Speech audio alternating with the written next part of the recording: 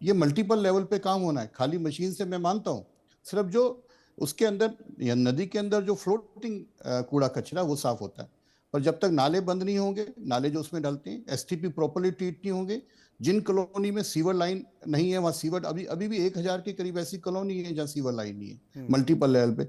जो मुहाने में कॉलोनीज बनी हुई है उनका सीवर उसमें नहीं जाए। इसलिए हमने कहा है, हमारा संकल्प सिद्धि का काम है कि 3 साल में मिनिमम इसको लगेंगे, और हमारी प्रतिबद्धता है। जब पल्ला में ठीक आती है, और अभी बात करी साबरमती फ्रंट जाके देखिए, और नमामि गंगे तो बिल्कुल सक्सेसफुल प्रोजेक्ट है। आज अगर 52 करोड़ लोग महाकुंभ में प्रयागराज में स्नान करके आचमन कर सकते हैं, तो ये सिर्फ नमामि गंगे का है। अभी एनजीटी ने क्रिटिसाइज करना बड़ा आसान अनिल है।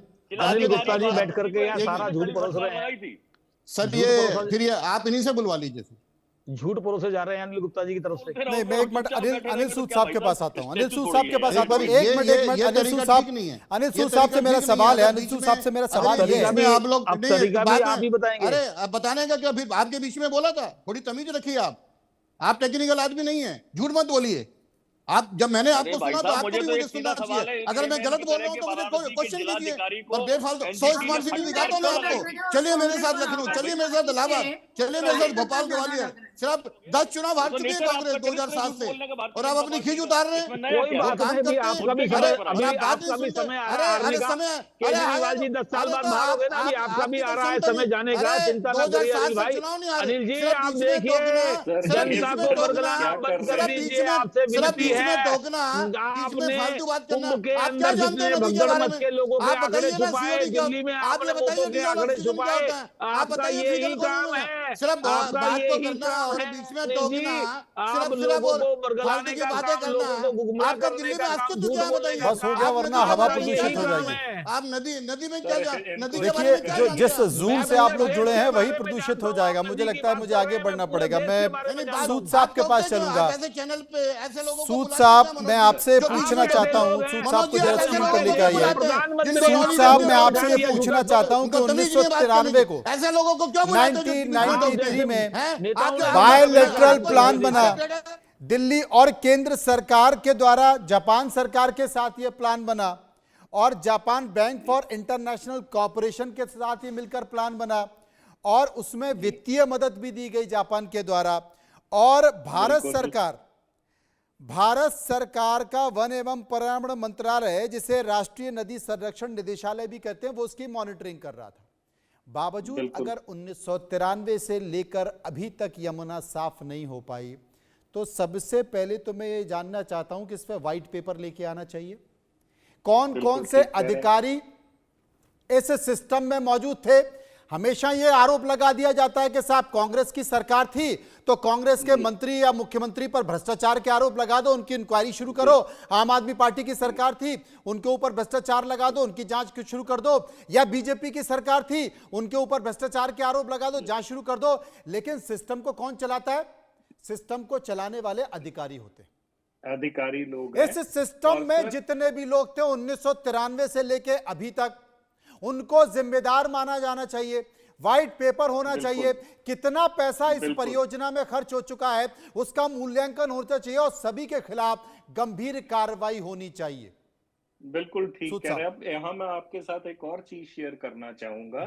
2006 में म्युनिसिपल कॉर्पोरेशन के कमिश्नर शायद अशोक निगम हुआ करते थे। उन्होंने एडमिट किया पिटीशन कमेटी के सामने मेरी ही पिटीशन के ऊपर, जिसमें मैंने एमसीडी के 1496 नालों की स्टडी करी थी, और ये पाया था कि उनका जो है बेड लेवल खत्म हो चुका है, वो सारी सेटल हो चुकी हैं। उनके साथ जो है स्ट्रॉन्ग वाटर ड्रेन, एक सबसे इंपॉर्टेंट मुद्दा सारे भूल रहे हैं इसमें, कि स्ट्रॉन्ग वाटर ड्रेन बनाई गई थी और बनाई जाती हैं, जो कि कहीं की भी बारिश होती है उसको सीधा ही रिवर फ्रंट में ले जाती हैं, उसको उसके साथ कभी सीवर कनेक्ट नहीं होता। तो सारे एमसीडी ने स्ट्रॉन्ग वाटर ड्रेन में सीवर कनेक्शन दे दिए, क्योंकि सीवर ड्रेन तो खत्म हो चुकी थी। तो कुल मिला के म्युनिसिपल कॉर्पोरेशन ने पूरा सिस्टम ही ध्वस्त कर दिया जो स्ट्रॉन्ग वाटर ड्रेन का था, जिसका नतीजा ये कि अब सारे गंदे नाले बन चुके हैं। तो 1993 से लेके आज भी 2018 का जो बना हुआ दिल्ली का सीवरेज सिस्टम का मास्टर प्लान आज भी इंप्लीमेंट नहीं हो पा रहा। क्यों? क्योंकि अधिकारियों ने उसके ऊपर सवाल खड़े कर दिए। वो दिल्ली के सीवर का मास्टर प्लान जो बनाया आईआईटी दिल्ली ने बनाया, तो आईआईटी दिल्ली का कहना है कि इन्होंने हमें डाटा गलत दिया, अधिकारी कहते हैं प्लान गलत। तो मेरी समझ से ये बाहर है कि पॉलिटिशियन बाद में है, हिंदुस्तानी पहले हैं। माँ यमुना सबकी है, सूर्यपुत्री यमुना सबकी है, मर हो रही है, और इनको एक दूसरे के ऊपर ब्लेम डालने की आदत पड़ी हुई है। क्या किसी भी पॉलिटिशियन ने ये सोचा कि दिल्ली का ड्रेनेज का मास्टर प्लान क्यों नहीं इंप्लीमेंट हुआ? क्यों गंदे नाले अभी भी गिर रहे हैं? ये किसी के उसमें ध्यान में भी नहीं है कि ये एक रीजन है। इनका सबका एक ही मुद्दा है, वो कर रहा है, उसकी सरकार वो कर रही है। क्या आम आदमी टैक्स नहीं पे करता?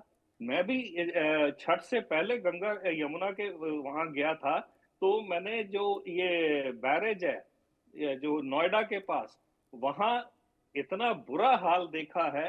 और उसके साथ ही आपके जो है वो पक्षियों की वो जो एक क्या है वन विहार, उसका मेरे को बर्ड सेंचुरी के पास पानी तो नहीं था, पर बदबू इतनी थी, और वही बदबू यमुना के पानी से आ रही थी। तो कुल मिला के सारे पॉलिटिशियन बजाय इकट्ठे होके एक टेबल पे बैठ के सॉल्यूशन ढूंढे, यहां तो ब्लेम गेम चलती है। इसका क्या फायदा है?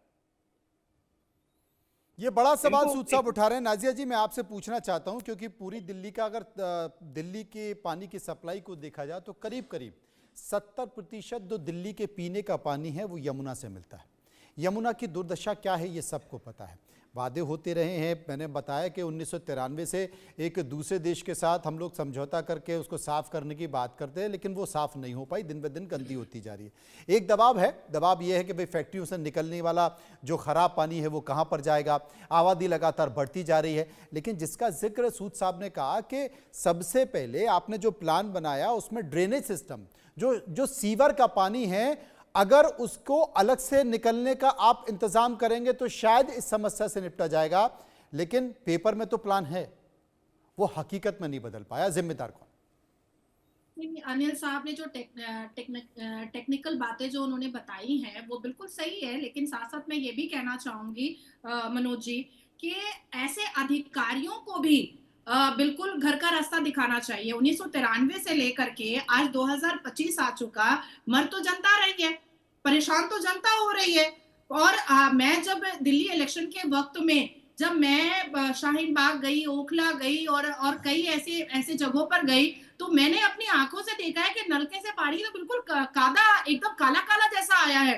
वो लिटरली महसूस हो रहा है कि उसको पीना तो बहुत दूर की बात है, उसको सूंघा भी नहीं जा सकता है। यमुना नदी के पास जब मैं गई हूँ तो वहां पर इतनी गंद, इतनी बदबू।